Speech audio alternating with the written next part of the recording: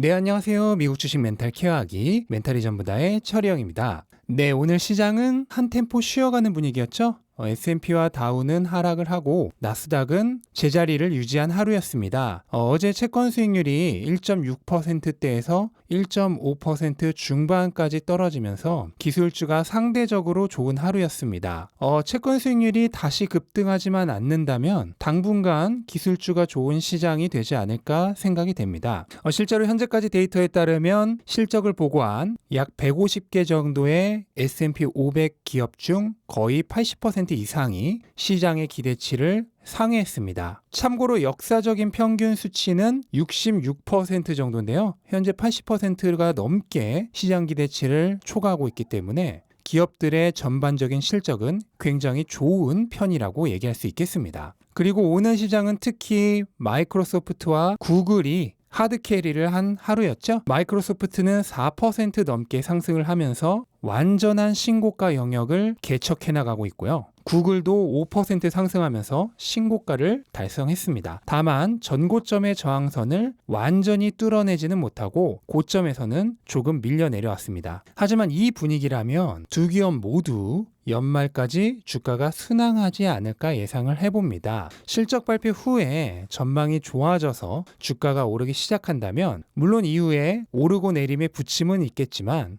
대체로 다음 분기 실적 발표까지는 오르는 경향이 많죠. 특히 오늘의 주가 상승으로 마이크로소프트는 시가총액상 애플의 턱 밑까지 따라왔습니다. 애플이 내일 장 마감 후에 실적 발표를 하는데 혹시라도 실적 발표 후에 하락을 한다면 내일은 마이크로소프트가 시총 1위에 오르는 모습을 보게 될지도 모르겠습니다. 자, 어쨌든 내일은 애플과 아마존이 장 마감 후에 실적 발표를 합니다. 그래서 오늘 마이크로소프트와 구글이 나스닥을 하드캐리 안 했으면 나스닥이 음전을 했겠죠. 이처럼 대장주의 주가는 시장 전체의 분위기를 좌지우지하는 경향이 있습니다. 그래서 가능한 애플과 아마존이 좋은 실적을 기록했으면 하는 게 대부분의 미국 주식을 하시는 분들의 희망이겠죠. 네, 그리고 오늘 포드가 실적 발표 후에 애프터마켓에서 거의 10%가 상승을 했는데요. 포드는 시장 기대치를 훨씬 뛰어넘는 순이익을 발표를 했고요. 또한 올해 전반적인 매출 가이던스를 10% 정도 상향시켰고 또 2025년 정도까지 100만 대 이상을 생산 가능한 전기차 공장을 갖출 것이란 아웃룩을 발표했고요. 특히 중단되었던 배당을 재개할 것이라는 발표를 하면서 애프터마켓에서 주가가 급등했습니다. 덕분에 순이익이 40%나 감소한 최악의 실적 발표 후에 5.5% 급락했던 GM도 애프터마켓에서는 어부지리 효과로 1.4% 상승을 했습니다.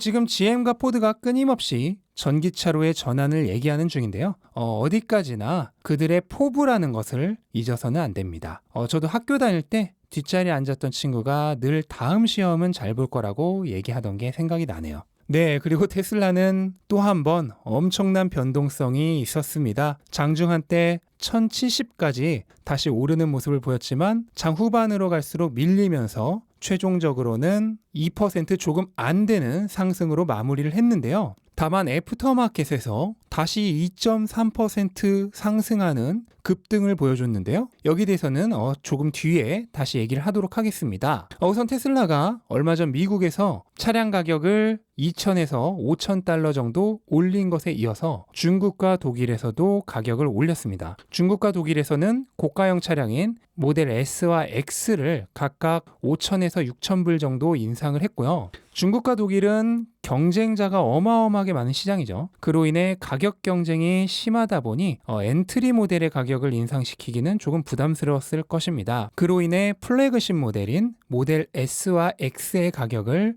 먼저 올린 것으로 보이고요. 이거는 아무래도 전략적인 선택이라고 볼 수가 있겠죠. 네, 그리고 오늘 테슬라가 사실 프리마켓에서부터 주가 흐름이 좋았는데 골드만삭스가 테슬라의 목표 주가를 올렸기 때문이죠. 골드만삭스는 테슬라 목표 주가를 905달러에서 1125달러로 약 20% 이상 상향을 시켰고요. 특히나 허츠가 10만 대의 모델 3를 주문한 것을 굉장히 높게 평가를 했고요.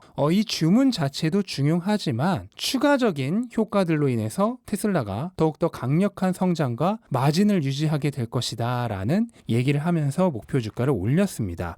이 주문 자체가 중요하지만 추가적인 효과가 더 중요하다라는 뜻은 무엇일까요? 네, 허츠는 이번에 주문한 10만 대의 모델 3를 2023년까지 그중 절반가량 우버에게 임대할 예정이라고 발표를 했습니다. 허츠는 원래 2016년부터 우버나 리프트 등의 차량 공유 업체들에게 임대를 해왔죠. 거기에 추가적으로 이번에 테슬라에게 공급받는 10만 대의 모델 3 중 절반을 우버에게 임대하겠다는 건데요. 허츠는 미국 최고의 렌탈카 업체죠. 그러면 이런 회사에서 10만 대나 되는 차량을 주문했다는 것은 어떤 의미를 가질까? 단순히 이 10만 대라는 숫자 그 자체만으로는 사실 그렇게까지 엄청난 효과가 있는 것은 아닙니다. 왜냐하면 테슬라는 내년에 거의 150만 대 가까운 차량을 판매할 예정인데 그조차도 원래 수요가 공급을 능가하는 상황입니다. 그렇기 때문에 허츠의 10만 대 주문이 없었다 하더라도 목표한 140만 대에서 150만 대 가량을 모두 판매할 수가 있어요.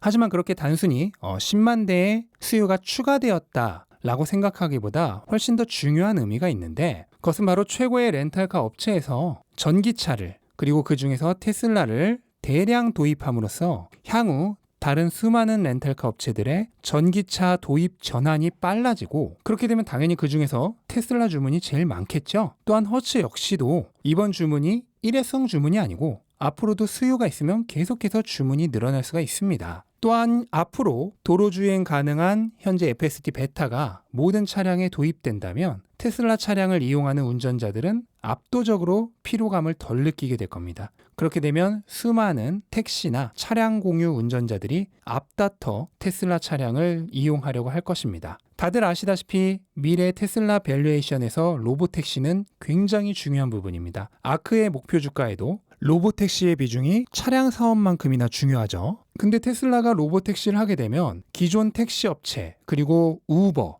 리프트 등의 차량 공유 업체들이 최고의 경쟁 상대가 됩니다. 그런데 정작 그 경쟁 상대들이 테슬라 차량을 이용하고 있다면 완전 웃기는 상황이죠. 또한 렌탈로 테슬라를 이용하는 사람들 중에 원래 테슬라 차주보다 아닌 사람이 훨씬 많겠죠. 그런데 이런 사람들에게 슈퍼차저와 자율주행의 체험판을 체험시켜 줌으로써 구매 유도를 하는 효과도 있을 겁니다. 그러니까 그 자체가 무료 광고 효과예요. 또한 테슬라 차량이 늘어나면 FSD와 슈퍼차저의 수입 그 자체도 늘어나게 됩니다. 여러 가지로 매우 긍정적인 효과를 기대할 수 있겠습니다. 네, 그리고 오늘 장 마감 후에 테슬라가 애프터마켓에서 2% 이상 상승할 수 있었던 원동력이 된 호재가 있었죠. 바로 파이퍼 샌들러가 테슬라의 목표 주가를 $1,200에서 $1,300로 상향시켰습니다.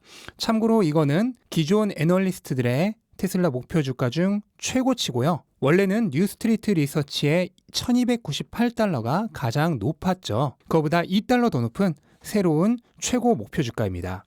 참고로 파이퍼 샌들러는 앞에 골드만삭스와는 다르게 허츠의 10만 대의 주문 등의 영향도 물론 있지만 그보다도 가장 중요한 거는 현재 다른 브랜드의 흔히 테슬라 킬러라고 부르는 강력한 경쟁 전기차의 출시가 전혀 돋보이지 않는 상황이라면서 테슬라의 경쟁력이 가장 강하다는 점을 목표 주가 상승의 제일 중요한 요소로 꼽았습니다. 그러면서 테슬라의 판매량이 2030년에 약 1150만 대 정도가 될 것이라고 예상을 했는데요. 이거는 모건 스탠리의 2030년 1000만 대보다도 15% 정도 더 많은 수치입니다. 동시에 이거는 세계 자동차 시장 점유율 1위가 될 것을 의미한다고 얘기를 했고요. 또한 테슬라는 전통적인 자동차 회사보다 마진율이 훨씬 높다는 점을 다시 강조를 했고요. 그러면서도 보험이나 HVAC 그리고 로보택시, 테슬라 에너지 등등의 다른 잠재적인 상승 요인은 별로 고려하고 있지 않다고 얘기를 했습니다. 그러니까 자동차 사업만으로도 현재 $1,300의 목표 주가가 나온다는 거예요. 하지만 테슬라의 강점은 여기에 있지 않죠? 테슬라의 진짜 강점은 하드웨어와 소프트웨어 양쪽의 날개가 동시에 서로 상호 보완할 때 최고의 퍼포먼스가 나올 것입니다. 그리고 그게 모두에게 확인될 정도가 되면 당연히 파이퍼 샌들러도 그 부분을 목표 주가에 집어넣을 거고, 그러면 목표 주가가 훨씬 더 크게 상승을 하겠죠.